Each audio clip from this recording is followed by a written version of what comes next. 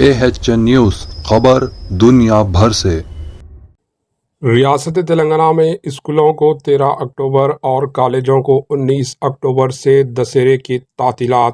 تلنگانہ کے محکمہ تعلیم نے دسہرہ تہوار منانے کے لیے ریاست کے اسکولوں اور کالجز میں تعطیلات کا اعلان کیا ہے، جس کے مطابق سرکاری اور خانگی اسکولوں میں 13 سے 25 اکتوبر تک 13 دن تعطیلات ہوں گی۔ ریاست میں تمام انتظامیہ کے اسکولوں کو ان تعطیلات سے استفادہ کرنے کا مشورہ دیا گیا ہے۔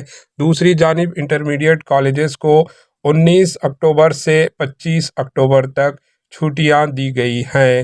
Bureau report, AHN news.